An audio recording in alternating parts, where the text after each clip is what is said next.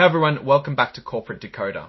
Today we're diving into a report from Schrödinger Inc. No, not the cat in a box guy, but a real company. And just like that cat, their annual meeting had some interesting results, some that were expected and some that might leave you scratching your head. We're going to break it all down for you in simple terms. This company just had their yearly meeting where shareholders, people who own a piece of the company, voted on important things. We'll uncover who got elected to the board, how people feel about the top executives' pay, and who's keeping their books in order. Before we dive in, if you find decoding corporate documents helpful, make sure to subscribe.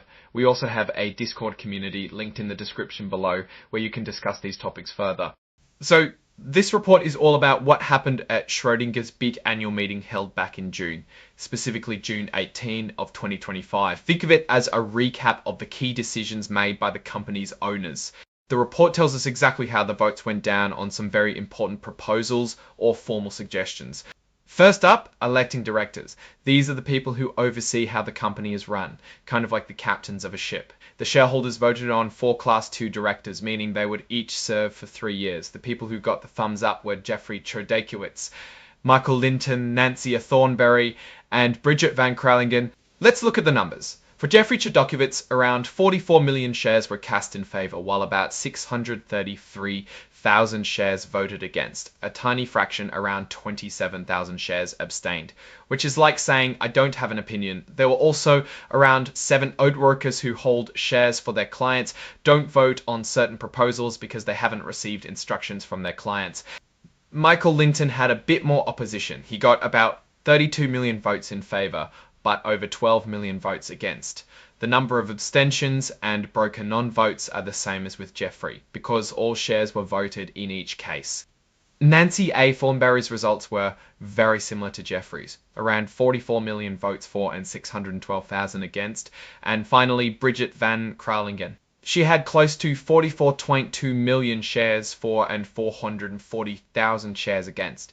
It seems like the shareholders were aligned on all these choices. Next, there was an advisory vote on executive compensation. This is where shareholders get to voice their opinion on how much the top bosses are getting paid.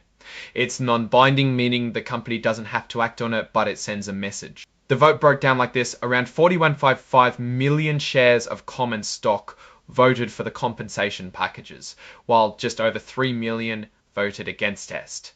48,000 shares abstained. Adding in the limited common stock, which is a different class of shares, the total positive votes jumped to over 50 million, while negative number stays consistent with 3 million votes against overall. Basically, most shareholders were okay with how much the executives were making. Finally, the shareholders voted to ratify or approve the appointment of KPMG LLP as the company's independent registered public accounting firm for the fiscal year ending in December 2025. In simple terms, they were asked to say yes to the company's choice of accountants. The vote here was overwhelmingly in favour. KPMG got over 52 million shares of common stock voting for them, with only 335,000 against and 31,000 abstaining. The limited common stock added another 9 million votes to KPMG's tally. It's safe to say the shareholders were on board with the company's accounting firm. So what does all of this mean? Well, it looks like the shareholders of Schrödinger Inc. are generally happy with the direction of the company. They re-elected the proposed directors with strong support.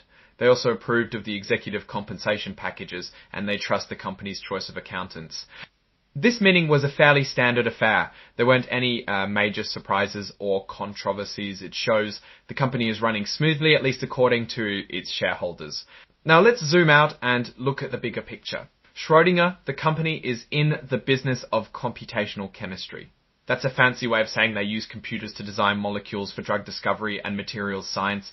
It's a complex field, but essentially they help speed up the process of finding new drugs and materials. One risk to consider is that the field of computational chemistry is rapidly evolving. If Schrödinger Inc. doesn't keep up with the latest technologies, they could fall behind their competitors. Also, the success of Schrödinger is linked to drug companies, and if pharmaceutical companies are struggling, so will the Schrödinger's profits. So after this annual meeting, Schrödinger Inc. seems to be on a stable path. They have the support of their shareholders and they are operating in an industry with a lot of potential, but they also need to keep an eye on the competition and be ready to adapt to new challenges. In general, the shareholders aren't raising concerns. They are on board on companies' decisions, so this is good news. Alright, that's our breakdown of Schrödinger Inc.'s latest annual meeting. What's your take on these decisions, and what do you think it signals for the company's future? Drop your questions and thoughts in the comments. If this analysis was valuable, hitting that like button really helps, and subscribe for more deep dives into the world of corporate filings. Don't forget to check out the Discord in the description. Thanks for watching, and see you next time.